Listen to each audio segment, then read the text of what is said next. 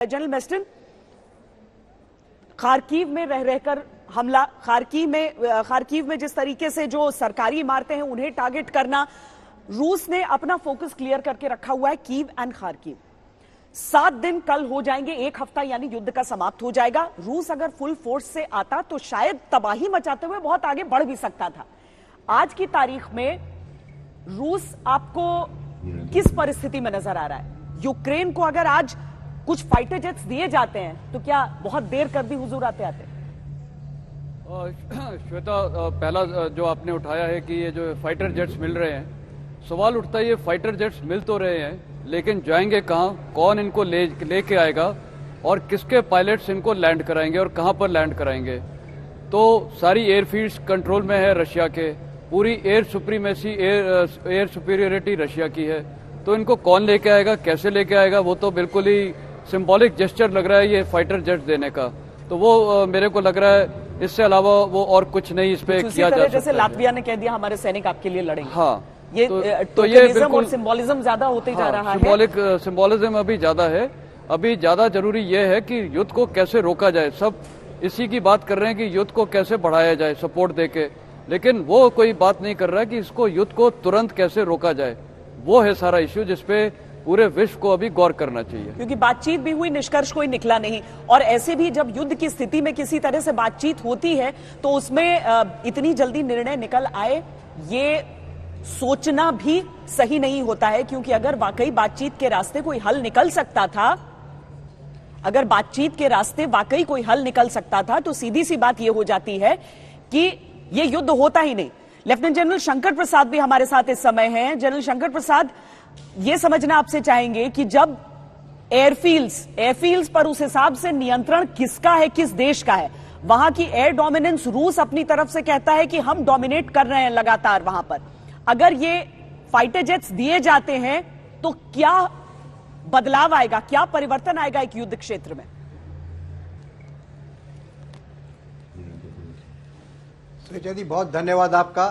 देखिए, ये जो मीडिया की रिपोर्टें आ रही हैं, जो आपके जरिए हमारे तक पहुंचती हैं, जो अखबारों से खबरें आ रही हैं, वो एक तरफा हैं और उनको हम 100% बिलीव नहीं कर सकते, क्योंकि आजकल media is a very major weapon of war.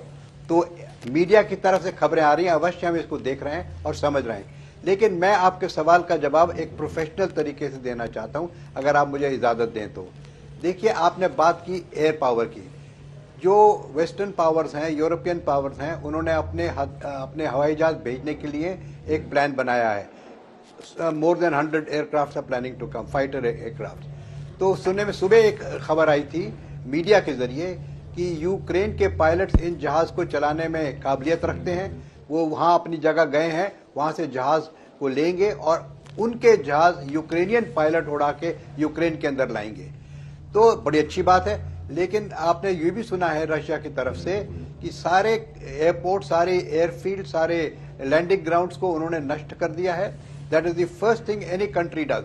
अगर कोई भी कंट्री वॉर पे जाती है तो पहले एयर सुपीरियोरिटी गेन करने के लिए वहां के जितने एयरपोर्ट्स होते हैं, जितने लैंडिंग ग्राउंड उनको नष्ट कर देती है, so that they become non commercial. तो आज की तारीख में शायद सब एयरपोर्ट, सब लैंडिंग ग्राउंड नॉन कमर्शियल हो चुके होंगे। हर एक फाइटर एयरक्राफ्ट की एक स्ट्रेंथ होती है, एक कैपेबिलिटी होती है कि कितने घंटे वो फ्लाई कर सकता है। तो जब उसको दोबारा रिफ्यूलिंग की जरूरत पड़ती है, तो अगर ये जहाज यूक्रेन के अंदर आए भी तो इसकी डॉग फाइट होगी रशियन एयरक्राफ्ट के साथ। एयर स्पेस रशिया के हाथ में है। उनकी रिफ्यूलिंग कहाँ होगी, वो कहाँ जाके लैंड करेंगे। जैसा मेस्टन साहब ने बिल्कुल सही कहा कि इस तरह से बातचीत तो हो रही है कि एयरक्राफ्ट आएंगे, लेकिन इससे नुकसान क्या हो रहा है? इस बातचीत से नुकसान श्वेता ये हो रहा है कि यूक्रेन समझता है कि मैं बहुत पावरफुल होता चला जाऊंगा और मैं बातचीत नहीं करूंगा बल्कि रूस को वहां से लखेड़ दूंगा।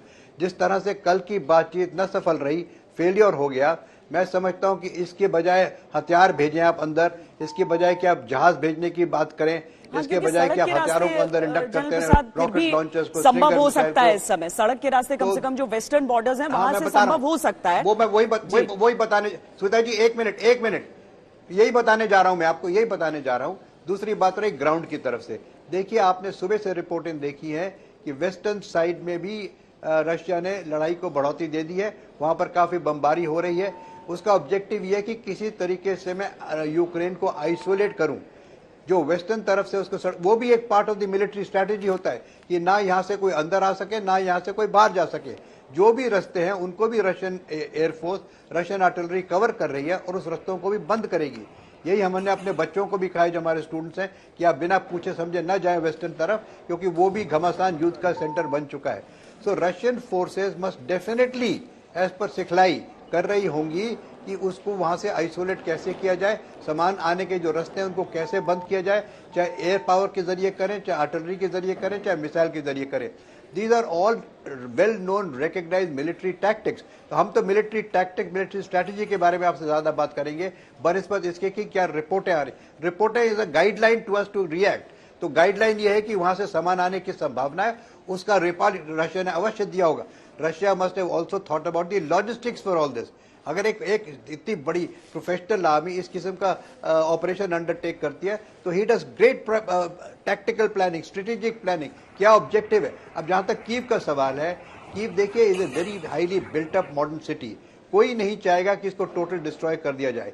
अगर टोटल डिस्ट्रॉय करना होता तो 4 दिन पहले वो बमबारी करके उसको खत्म कर देते, लेकिन पुतिन ये नहीं कर रहा, रशियन फोर्सेज ये नहीं कर रही। उन्होंने एक मौका दिया कल बातचीत करने का जिससे कि कीव को बचाया जा सके। अब नहीं बचाया जा सक रहा तो वो शिकंजा को और टाइट करेंगे और वहां पे करें, लेकिन अंत में स्ट्रीट टू स्ट्रीट जब फाइट होगी वो बड़ी खतरनाक होगी।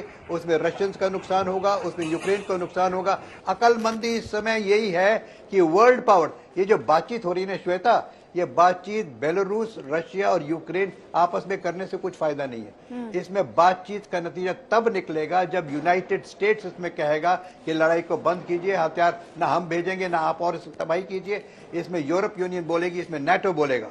और मैं तो कहता हूं कोई भी देश जिसकी स्टेटस है, I would even go up to the extent कि इंडिया भी ये कह दे कि देखिए इंडिया की तो पॉलिसी यही रही है कि आप बातचीत करिए, इस सीज फायर करिए, लड़ाई को बंद कीजिए। हो सकता है कि शायद इंडिया से मीडिएट करने को भी तैयार हो जाए, जैसे टर्की ने कल कहा कि हम मीडिएट करने को तैयार हैं।